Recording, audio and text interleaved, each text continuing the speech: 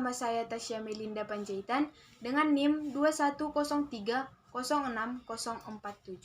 dari kelas B, Prodi Peternakan Fakultas Pertanian Universitas Sumatera Utara dengan dosen pengampu Ibu Tati Fidianasari, SPT MP. Pada kesempatan kali ini, saya akan menjawab pertanyaan yang diberikan oleh Ibu Tati Fidianasari dengan topik metabolisme air. Pertanyaan nomor 1 yaitu, jelaskan 3 sistem kompensasi pada tubuh. Yang pertama yaitu sistem dapar darah. Larutan dapar atau larutan penyangga adalah larutan yang mengandung campuran asam lemah dan basa konjugatnya, atau sebaliknya. Secara alami, sistem dapar bikarbonat digunakan untuk mengatur pH darah, karena darah mengandung sistem dapar asam bikarbonat dan garam bikarbonat. Untuk mempertahankan pH darah tetap normal yaitu 7,4, diperlukan perbandingan kadar garam bikarbonat banding kadar garam karbonat yaitu 20:1. Yang nomor 2 yaitu sistem respirasi. Sistem respirasi dimulai dari udara masuk melalui rongga hidung. Di dalam rongga hidung, udara akan disaring oleh bulu-bulu halus yang terdapat pada hidung. Yang selanjutnya, udara akan masuk ke faring. Dari faring, udara akan menuju ke trakea. Dari trakea, udara akan masuk ke bronkus, menuju ke bronkiolus. Dari bronkiolus, udara akan menuju ke paru-paru.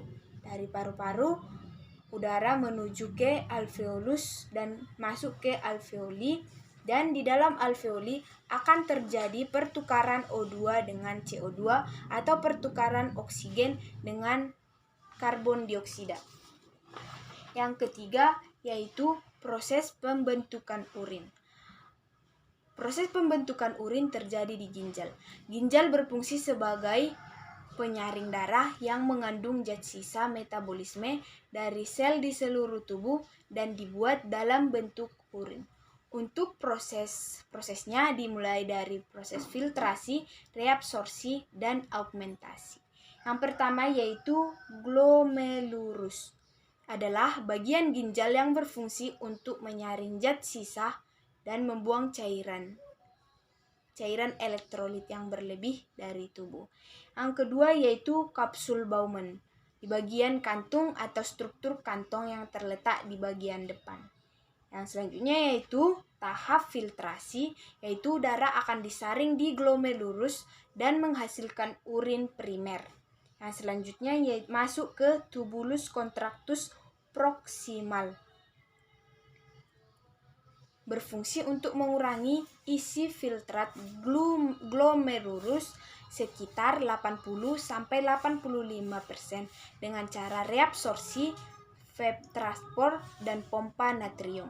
Yang selanjutnya yaitu adalah tahap reabsorpsi, di mana penyerapan sisa-sisa zat yang diperlukan.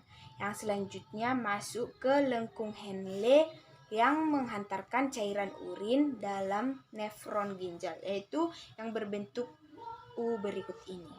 Yang selanjutnya yaitu tubulus distal atau tubulus contractus distal, saluran yang berliku-liku yang berada di akhir saluran nefron. Yang selanjutnya yaitu tubulus collectivus, yaitu saluran yang berfungsi untuk mengumpulkan urin dari berbagai nefron dan dibawa ke pelvis dan disimpan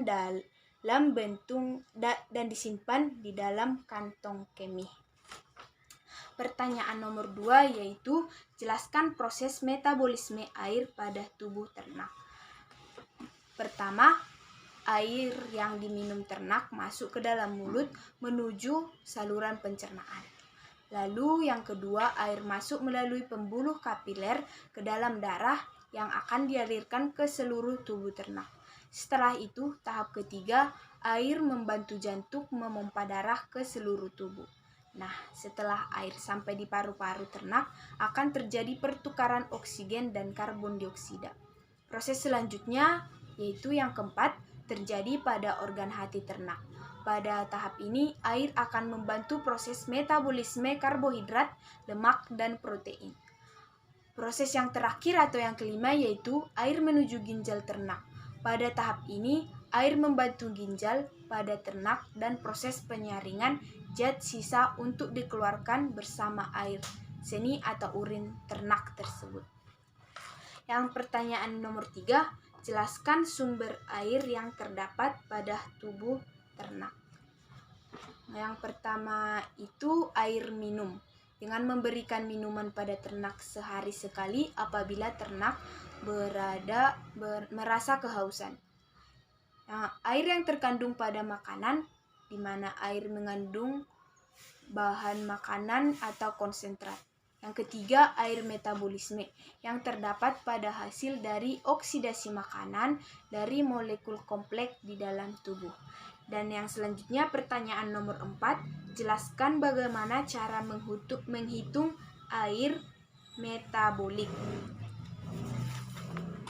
Di sini, saya telah membuat perhitungan dengan contoh jika pakan mengandung karbohidrat 55% protein 55% dan protein 10%, lemak 20%, maka hitunglah jumlah air metabolik yang dihasilkan dari 100 gram makanan tersebut. Yang pertama yaitu zat makanan karbohidrat mengandung 60 gram air metabolik dan rata-rata kalori 400 kilokalori. Air metabolik per 100 kalori, energi metaboliknya yaitu 15,0. Yang selanjutnya, zat makanan protein, air metaboliknya 42 gram dan rata-rata kalori 400 kilokalori. Air metabolik per 100 kg energi metabolik yaitu 10,5 kilokalori. Yang selanjutnya, zat makanan lemak, air metaboliknya yaitu 100 gram, rata-rata kalori 900 kilokalori, dan air metabolik per 100 kilokalori energi metabolik yaitu 11,1. Dan perhitungannya yaitu energi yang dihasilkan 100 gram makanan dari yang pertama itu karbohidrat 55 gram dikali 4 sama dengan 220 kilokalori. Yang kedua ada protein 10 gram dikali 4 sama dengan 40 kilokalori.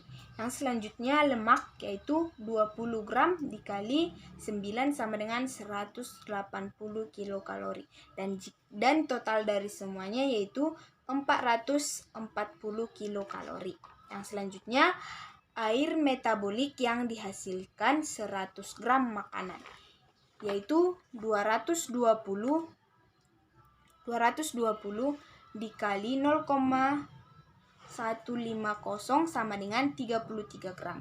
Yang kedua 40 dikali 0,105 yaitu 4 gram. Yang ketiga 100 dikali 0,111 sama dengan 20 gram. Dan totalnya yaitu 57 gram.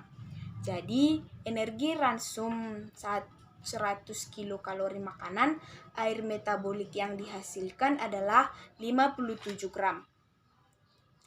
Bila energi dalam ransum 100 kilokalori, energi metabolik yang dihasilkan adalah 220 dikali 15 sama dengan 330 dan 40 dikali 10,5 sama dengan 420 dan 180 dikali 11,1 sama dengan 1998 dan totalnya adalah 5718 gram. Dan hasil akhirnya yaitu 5718 dibagi 440 sama dengan 13 gram. Jadi air metabolik yang dihasilkan adalah 13 gram. Dan pertanyaan yang terakhir atau pertanyaan yang kelima yaitu jelaskan faktor apa saja yang mempengaruhi proses ekresi. Yang pertama yaitu hilangnya air melalui kulit pada mamalia, melepaskan panah untuk mengatur temperatur tubuh, di mana jumlah air yang hilang melalui kulit akan meningkat dengan meningkatnya aktivitas tubuh dan temperatur lingkungan. Yang kedua, yaitu hilangnya air melalui ginjal sebagai air seni atau urin. Hal ini sangat dipengaruhi oleh banyak faktor, seperti pakan, kadar protein dan mineral yang tinggi akan meningkatnya hilang air melalui urin. Di samping itu, meningkatnya mineral natrium dalam tubuh akan banyak air yang akan diabsorpsi, sehingga menimbulkan odeman pada otak dan asites. Hasil akhir dari metabolisme protein adalah urea, yang akan menjadi racun bagi seluruh kencing. Untuk mengencangkannya diperlukan air sebagai konsentrasi yang tidak berbahaya.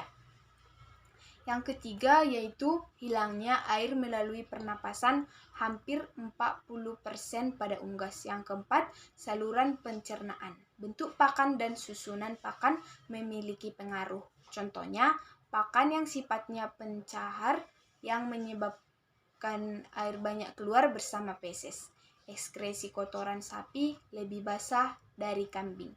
Sekian presentasi saya. Jika ada kesalahan, saya mohon maaf. Akhir kata dari saya, terima kasih.